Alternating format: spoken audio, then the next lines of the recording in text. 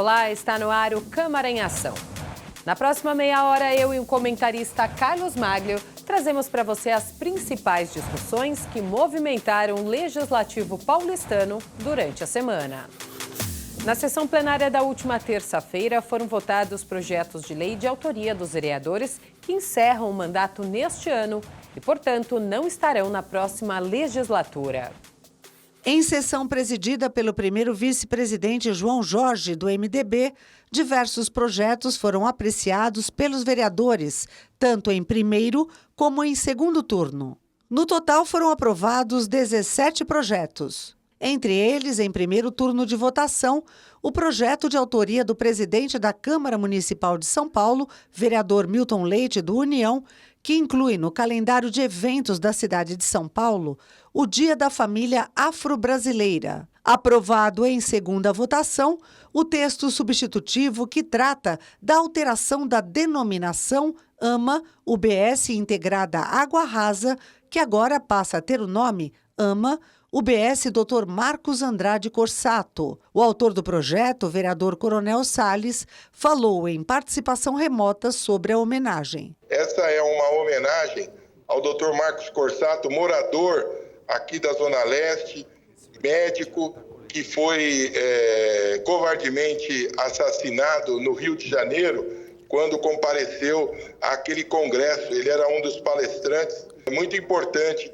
a esse grande médico, a esse grande paulistano que tanto fez pela medicina na cidade de São Paulo, em especial na Zona Leste. O vereador Gilson Barreto, do MDB, teve aprovados os projetos que incluem no calendário de eventos da cidade o Dia D de combate à dengue e a competição de capoeira Volta do Mundo Bambas, VMB. Ambos seguem para a sanção do prefeito. Também de autoria do vereador, promulgado o projeto de decreto legislativo em discussão e votação únicas, que outorga a salva de prata à Confederação Brasileira de Desportos para Deficientes Intelectuais, CBDI. Eu sou patrono da Confederação Brasileira Regional de Deficientes Intelectuais e eu tenho apoiado esse segmento e nós estamos, pelos relevantes serviços prestados, nós estamos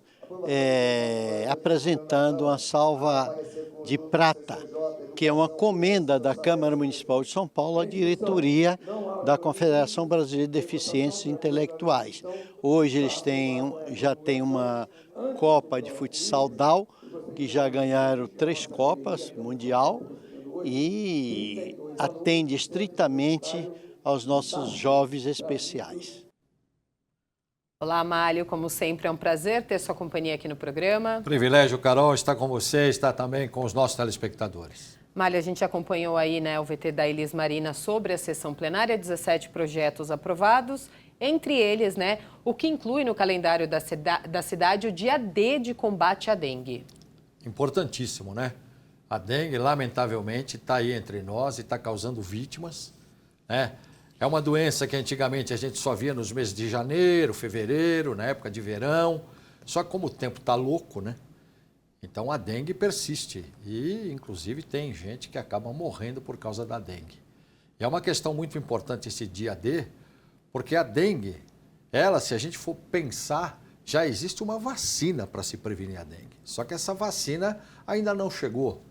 Existem aí tratativas do governo federal para tentar trazer o mais rápido possível, mas enquanto isso não ocorrer, cabe a nós, principalmente nós, fazermos a lição de casa, que é a questão de evitar efetivamente tudo aquilo que pode ter água, né? Porque o mosquito, o Aedes aegypti, ele é danado, né? E a fêmea, ela consegue, eu vi uma reportagem uma vez, ela consegue, se tiver um papel celofane no chão, com água acumulada, veja, é muito pequeno, é um negócio assim que você não imagina.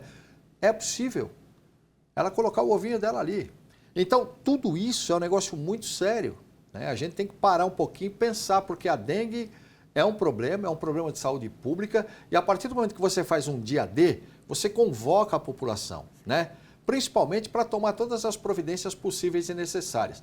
É evidente que a vacina seria o melhor. Mas a gente tem que aguardar um pouco mais a vacina. Tomara que chegue depressa. E é isso que a gente precisa. Agora, uma questão a ser tratada aqui é, pelo menos, a homenagem aos vereadores que não conseguiram a reeleição.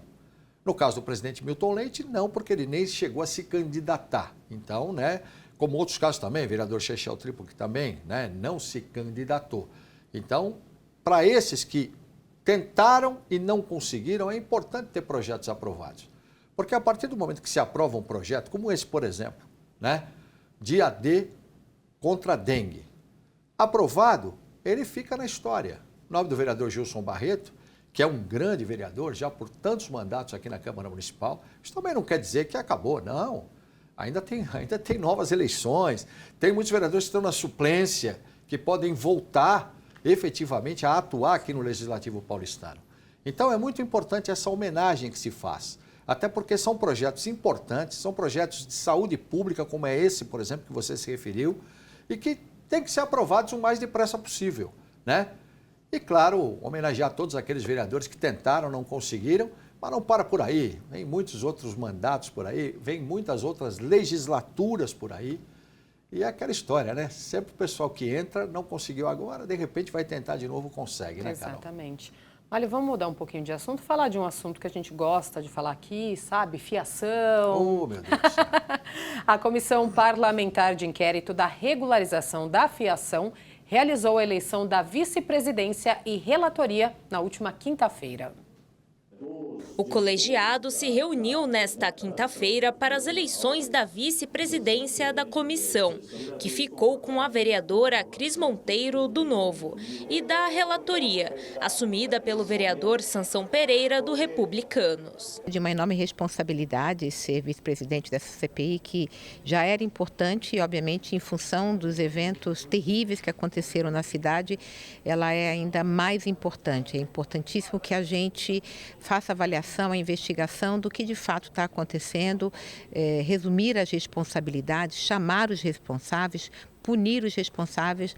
Nós não podemos continuar à mercê dos vendavais, das chuvas. Realmente esse é um momento muito difícil para a nossa cidade e esses problemas todos que a Enel tem causado aqui na nossa cidade, e vamos lutar para poder corresponder à altura. A CPI da regularização da fiação surgiu com o objetivo de averiguar a adequação, o abandono, bem como a devida regularização da fiação instalada nos postes da cidade, pelas empresas de energia, telefonia, TV a cabo e internet. Também foram aprovados 2 requerimentos de autoria da vereadora Luana Alves, do PSOL. Um para o PROCON, que é o órgão que mais recebeu reclamações e pode trazer para a gente uma visão de como está a situação dos fios da cidade de São Paulo, da rede elétrica principalmente, que o PROCON recebeu tudo praticamente, e também a gente conseguiu aprovar para a própria Enel. Né? Muitos pedidos para que eles respondam em relação a indenizações, por exemplo, já tiveram pedidos de indenização da população, como que está o atendimento, qual que é a estrutura deles para isso, quantos carros estão na rua, que horas, enfim, está bem detalhado e a gente está, né, querendo saber para a Enel o que está sendo feito. Mário, não faz nem um ano que a gente passou por um apagão gigantesco, a gente teve outro, né? Na última sexta-feira, muitas pessoas ficaram sem energia elétrica, eu fui uma delas. Fiquei 3 dias, quase 4 dias sem energia, mas muita gente ficou muito mais. É um assunto que tem que ser discutido aqui na casa, né? Principalmente a regularização dessa fiação. A gente já falou tanto também sobre aterrar a fiação, né? Tirar a fiação ali do meio das árvores, da nossa querida forquilha, né? Que tem um monte de forquilha na cidade de São Paulo. Na minha rua, eu falei para o Mário essa semana, forquilha, no meu bairro tem muitas, fiação passando no meio das árvores. Você poda a árvore, mas ela continua ali, a fiação passando ali. É um problema muito sério, né? Um problema que a gente está vivendo e vai conviver cada vez mais. A partir do momento que as tempestades, né?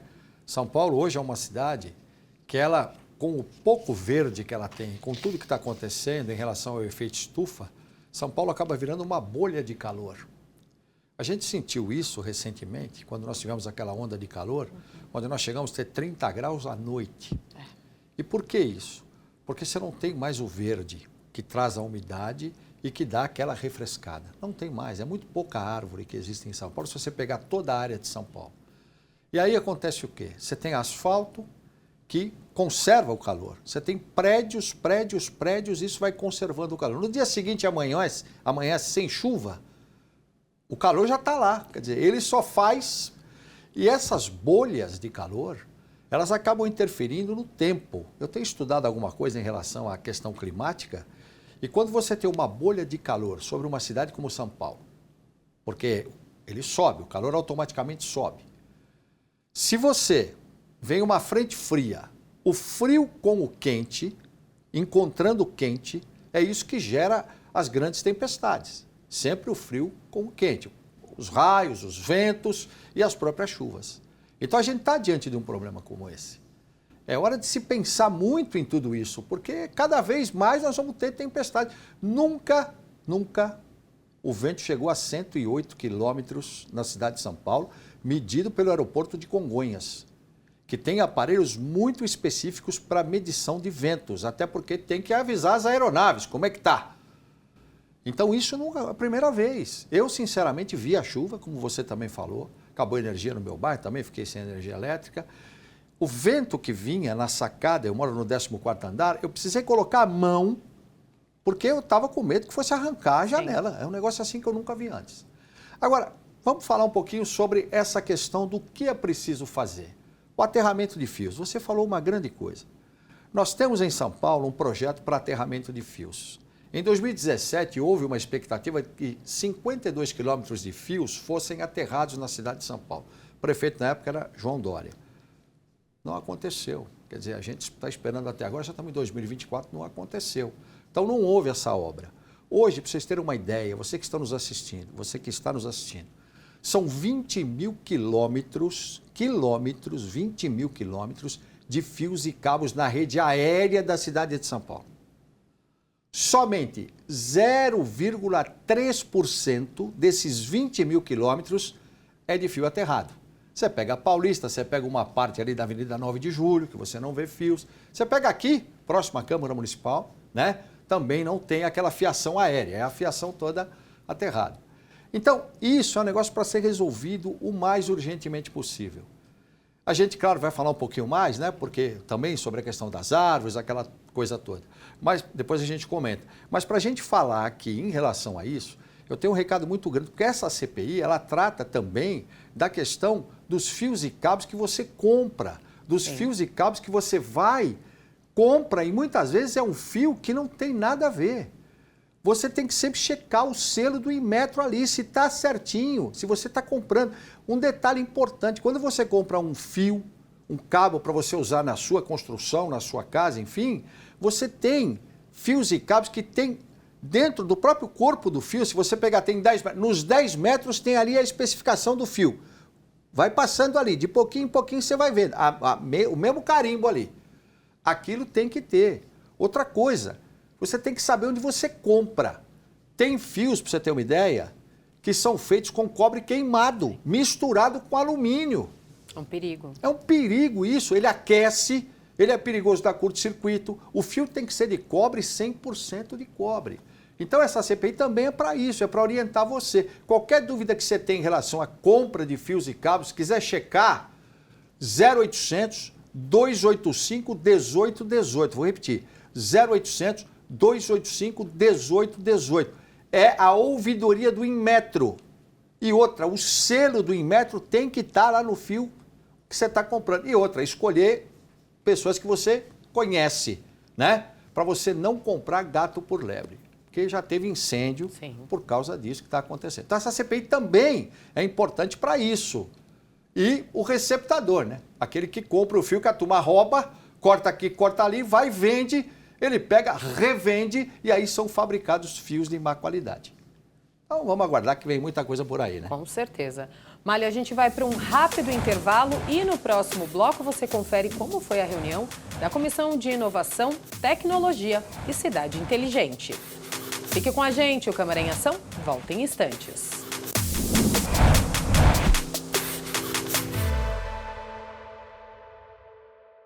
Olá, eu sou o Carlos Malho. Toda sexta-feira às 19 horas nós temos um encontro no Câmara em Ação. Um resumo com as principais notícias da Câmara Municipal de São Paulo. mas você pode acessar nossa playlist no YouTube. É só você apontar o QR Code do seu celular e se inscrever. Rede Câmara, sua conexão com a política da cidade.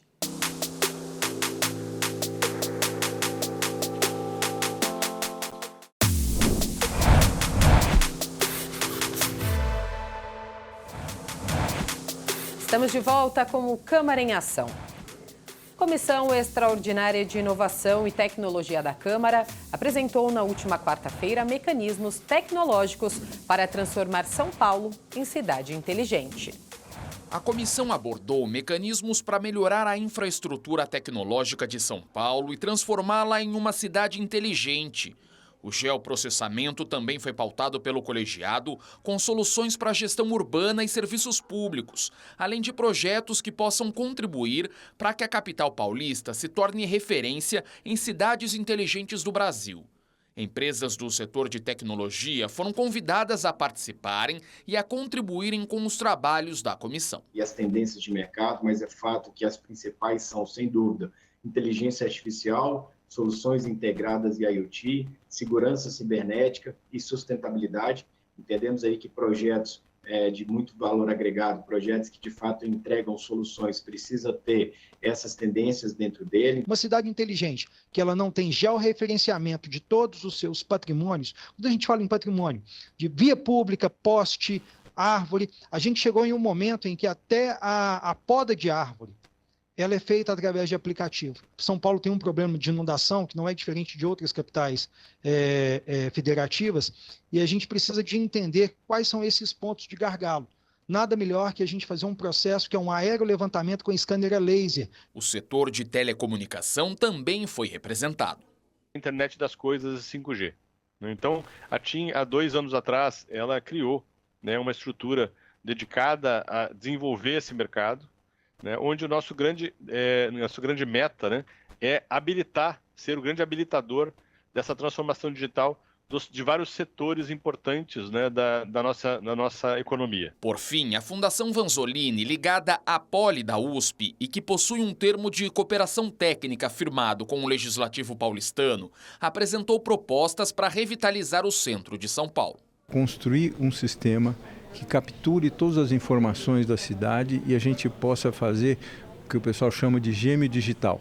Eu posso ter no computador uma simulação do que acontece na cidade para eu poder fazer estudos, para eu poder fazer levantamento e também observar em tempo real o que está acontecendo através de captura de imagens por câmera para poder tomar iniciativas e acompanhar o que está acontecendo. O presidente do colegiado, vereador Sansão Pereira, ao conduzir a reunião, declarou que o principal objetivo é desburocratizar o sistema e tirar os entraves para fazer com que São Paulo assuma uma posição de destaque no cenário nacional quanto à tecnologia empregada na administração pública. Montar um laboratório de dados de forma que esse laboratório de dados chegue na ponta. É o mais importante. Não adianta você ter equipamentos sofisticadíssimos e ele não atende a ponta, não atende a população. Então, o propósito, o objetivo é isso, é fazer com que São Paulo realmente venha desenvolver, crescer, trazendo empregabilidade, trazendo renda. A gente viu aí a Comissão de Inovação e Tecnologia, que tem o objetivo de desburocratizar todo o processo, fazer a tecnologia trabalhar em prol da cidade de São Paulo, da população. E a gente viu um dos convidados falando de uma questão importante, a gente falou do apagão da última semana, do temporal da última semana, o mapeamento de poda de árvores na cidade, que a gente pode utilizar a tecnologia a favor, para ajudar. Sem dúvida. O conceito de cidade inteligente, ele prevê o quê? Ele prevê principalmente que você não tenha uma rede aérea de fiação, principalmente junto com as árvores. Isso já é um conceito pré-estabelecido numa cidade inteligente. Assim como é um conceito numa cidade inteligente de você parar no sinal de trânsito, como acontece muitas vezes, e a Carol sabe disso, você que está nos assistindo também, a gente para no sinal de trânsito, o sinal está fechado para você, não passa ninguém no cruzamento. Você está ali parado, você olha de um lado, olha do farol vermelho. Não passa ninguém. Você fala, meu Deus do céu, não vai passar ninguém, eu vou passar. Aí depois de um tempinho abre o farol para você. Cidade inteligente. Tem que ter sensores. Numa cidade inteligente, você tem sensores que identificam que na rua do cruzamento não está passando nenhum carro. Então o farol automaticamente fica verde para você e fica vermelho para onde não tem movimento. Então esse é apenas um exemplo. Essa questão das árvores, essa questão do mapeamento, isso é muito importante, porque isso acaba gerando toda essa confusão e esse empurra-empurra que a gente vê. Ah, mas a poda de árvore tem que ser feita pela prefeitura. E aí tem um esclarecimento importante. A prefeitura é responsável pela poda, sim, desde que não esteja próximo a fio. Quando está próximo a fio, quem tem que fazer a poda é a Enel. Por quê? Porque a Enel tem que chegar, cortar, evidentemente, a energia daquele cabo para que possa ser feita a poda de acordo com aquilo que é necessário. Carol falou, no começo das forquilhas, os fios passam no meio das árvores, no meio, usando troncos de árvores como apoio. Como apoio. E não é só um fio, não. É fio de eletricidade, é fio de empresa de telefonia, empresa de telecomunicação, empresa de TV a cabo. A gente já viu dando curto, pegando fogo em árvore, por isso. Pega mesmo, porque tem os fios de alta tensão. Essas árvores maiores, o problema é esse. Muitas vezes ela cai, ela leva um fio de alta tensão. Tivemos um grave problema com um cachorrinho, que você lembra? Sim. O fio de alta tensão estava partido, só que estava energizado. O cachorrinho foi ali, acabou morrendo, lamentavelmente, eletrocutado.